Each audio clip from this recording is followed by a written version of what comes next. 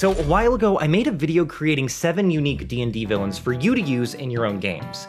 And I made these villains by creating an archetype for them, and then I used the rival system from Xanathar's Guide to Everything to give them goals, assets, and plans, all things to ensure that the villains can both act and be acted upon. An archetype is just the flavor of the villain in question. For example, a mutant archetype could be a werewolf or a Dr. Jekyll, Mr. Hyde character.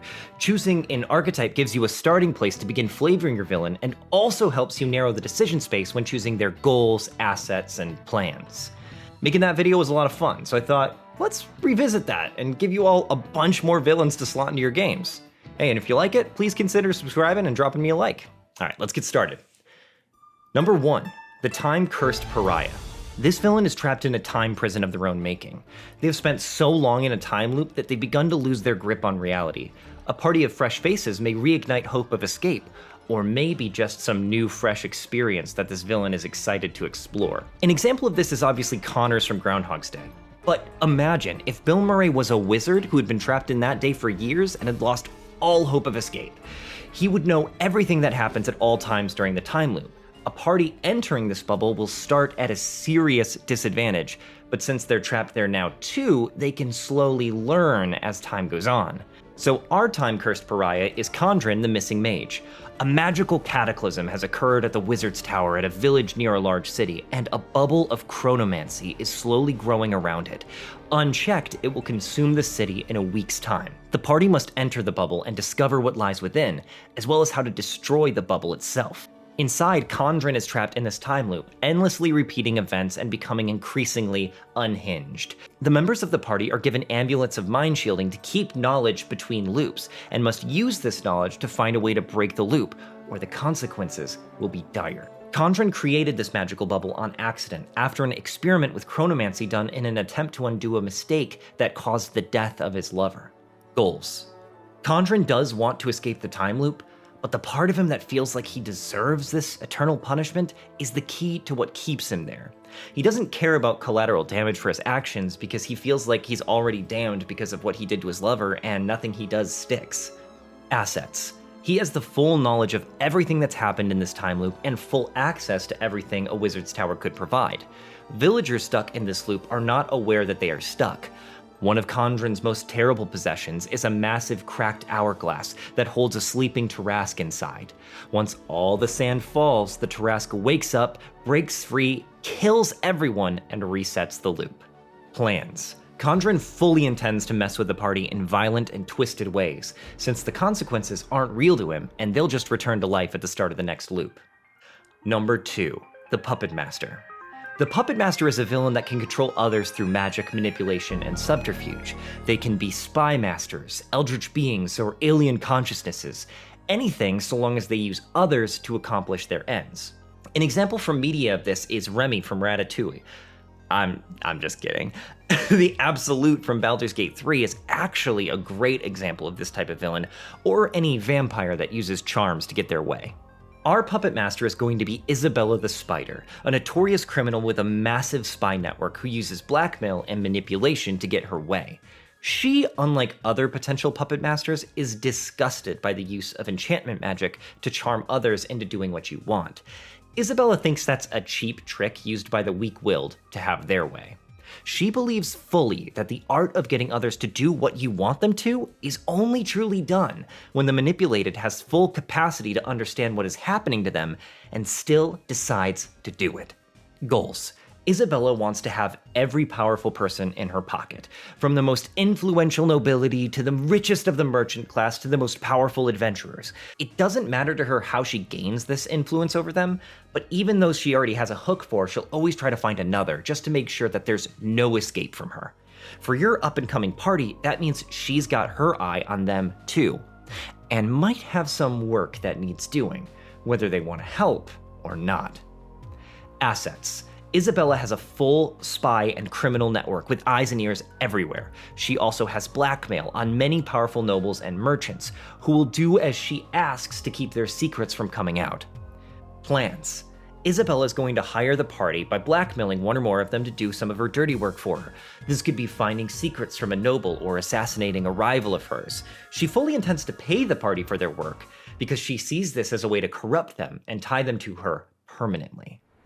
Number 3, the Shapeshifter. I recently did a whole video about what I feel is the most impactful first level spell in Dungeons & Dragons, Disguise Self. A villain who can take on the appearance of others, can infiltrate important locations and commit heinous acts, all the while masquerading as another person, meaning that the blame will fall to them. This could be used for reasons of personal revenge, all the way up to nation-spanning geopolitics. Check out that video for a deep dive on this concept. Examples of this include Envy from Fullmetal Alchemist, Orin from Baldur's Gate 3, and Mystique from X-Men. Our shapeshifter is going to be Masquerade, a famous thespian that mingles in the upper echelons of society. Masquerade is the stage name adopted by a young, aspiring, but penniless actor in the city. They were spurned, but all from the lowest shows due to their lack of connections. Driven to dire straits, they formed a pact with an archfey and took the Mask of Many Faces invocation. This new talent for disguise and a natural skill as an actor allowed them to make a name for themselves quickly. However, not all their progress was done through their talent and skill alone. Their dark deal meant they needed to do the Archfey's dirty work in the city, which meant grand larceny of powerful magical items. These items were given to empower other members of the Archfey's Warlock Cabal, a group known as the Winter Court, who are led by Masquerade. Goals. Masquerade wants to continue their life at the top of society, while furthering their acting work and keeping their patron a secret. Assets. Masquerade is a very powerful warlock with ties all throughout high society, and with troubadours at every level. Plans. At an upcoming masked ball event, Masquerade is planning their most incredible performance yet, opening a bridge to the Feywild and truly creating an unseelie court on the material plane, a place of true debauchery and mischief. Number 4, the fallen hero. There is no more tragic character in a story than a villain who was once a hero. A fallen hero is someone who the players may see as a dark echo of themselves, a black mirror of who they may become should they give in to their darkest impulses. This is also the kind of villain where you can let your edgelord fantasies run wild. Come on, we all have an edgelord deep inside. Now's the time to let him out. A fallen hero is someone who once fought for an ideal, but chose to turn their back on it for some feeling of betrayal. That feeling is the key to the emotional arc of this villain. An example of this is Arthas the Lich King from Warcraft. Our fallen hero is going to be called Loki Windsong. They were a plucky bard of an adventuring party that was famous in the land, until they took their last journey to defeat the Mind King, a Puppetmaster archetype villain who had been kidnapping and bewitching people to enslave them. The adventuring party defeated the Mind King, but Loki was forced to kill his own friends during the battle when they turned on him. This once jovial jokester lost his reason for continuing on, but found himself unable to end his own life, and labeled himself a coward for this. He took on the mantle of the Mind King and continued on in his place. Goals. Loki Windsong had purchased rings of mind shielding from the local hedge mage, but the mage swindled him with false rings that didn't protect his party from the Mind King's powers. He will do whatever he can to make this hedge mage suffer, including turning his loved ones against him using enchantment magic. Assets. Loki has the enchantment powers of the Mind King, as well as his own bardic abilities. This allows him to enslave people permanently, and on a massive scale. Plans. Loki plans to torture this hedge mage that betrayed him, but truly wants some adventuring party to come along and finish him, finally doing what he wasn't able to do himself. You might notice that this fallen hero archetype also has the archetype for the Puppetmaster. That's because archetypes can and sometimes should be mixed together to create truly unique villains. I'd love to hear what you come up with in the comments or in my Discord that you can access through my Patreon. Number 5, the Swarm Queen. The Swarm Queen isn't just a villain, it's an entity with an entirely different way of thinking, utterly alien to the goals of the characters in your story. Being a hero is all about individuality and self-expression, but the Swarm is all about the collective, all for one versus one for all. An example of this is Sarah Kerrigan from StarCraft. Our Swarm Queen is the Matriarch. The Matriarch was once Sylvie Coran, a member of an adventuring party that descended deep into the porous reaches and never returned. Sylvie was uniquely gifted in psionics, however, and this connection allowed her to communicate with the insect-like creatures living in the porous reaches, and learned more about them.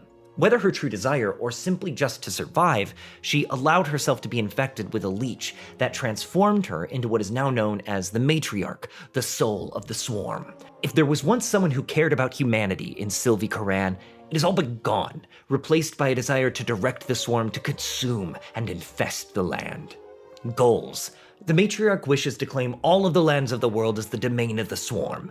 She will do this through infecting powerful individuals with mind leeches and through sheer force of her skittering armies. Assets.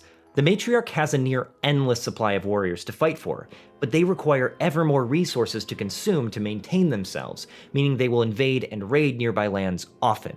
She also has the power to infect people with mind leeches, connecting them to the hive mind and bending them to her will. Plans. She wishes to turn a nearby city-state into the new capital of her people. Now she's planning a heist to steal a protection rune that's honored by a celestial that keeps her swarm out, and she's going to do that by using individuals infected with her mind leeches. But should they fail, she'll try to break the walls with sheer weight of numbers. Celestials be damned. Number 6, the Mastermind. This villain could occupy 2 places in your campaign, and it depends entirely on tone. The first one is the Evil Genius, which is essentially the Saturday morning cartoon villain. They come up with ludicrous plans to dominate the world and are always foiled by the heroes. These villains are excellent for comedic games. The second one is better exemplified as a Moriarty instead of a Dr. Evil. This villain is truly smart and will outthink your party at every stage. I recommend implementing this kind of villain if you have an inquisitive rogue in the party or some other deductive character, as unraveling their multi-layered plot will be key to defeating them. Our mastermind is known as Lady Monsault, a noble occultist, lawyer, and born genius with a master plan to manipulate devils through contracts. She believes that due to her natural intelligence and background in law, she'll be able to outplay a devil and gain their power. Goals. Lady Monsault's ultimate goal is to replace a Lord of the Nine Hells and become a Devil Lord herself. She is ready and willing to play the long game to get there, since once achieved, she'll also gain immortality, as a fun byproduct. Assets. Besides her resources as a noble and reputation as an orator, Lady Monsault has an incredibly keen mind and is utterly ruthless, a trait she hides very well behind a kind and clever demeanor. Plans. Lady Monsault plans on hiring proxies to take on multiple contracts from different devils, pitting devils against each other until she has the leverage to craft a favorable contract with a high-ranking devil. One of these proxies will be the party, who she'll hire to take a deal with the devil. If they perform well, she will continue leveraging them until she reaches her ultimate goal. If they fail, that's just as well. She has other strings to pull. Number 7, the Bounty Hunter. Uh-oh. You or your party just pissed off someone with money, and they hired the best bounty hunter they could to track you down. If you watched the last video on villains, there was another archetype called the Pursuer.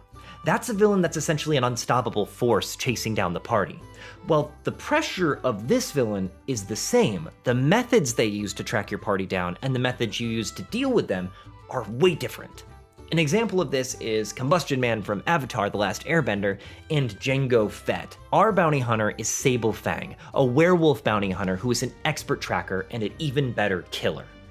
Goals. She wants to collect the bounty on your party to help fund a mercenary army to sack and burn the city of Silvery Moon to the ground, as a personal vendetta and also to appease her god. Assets. As a werewolf and an expert bounty hunter, she is a masterful tracker. She also has a network of hunters who can give her aid and information about the party, and she has the coin to hire mercenaries if needed. She's also clever with traps and snares, so when she encounters the party, they will likely be on the back foot. Plans. Sable Fang will hire someone to give the party a false quest that will lead them into a trap that she has planned for them. This could be a cave that's rigged to collapse or a grove that's filled with traps. If the party catches on before the trap springs, she also has a team of hunter mercenaries with her to help close the jaws of the trap. And that's it. I hope you enjoyed these belligerent bad boys, and if you haven't watched the last video, you can check that out for even more villains. Thanks so much for watching, and special thanks to my patrons for helping support the content I'm bringing to you. If you're interested in supporting the channel, I have a Patreon that gives you access to a D&D supplement called the Codex of Contagion that reworks diseases in D&D. If that sounds cool to you, I'd encourage you to check it out. Thanks so much for watching. My name is Ben DeHart, and remember, a villain is just an enemy you haven't met yet. See ya.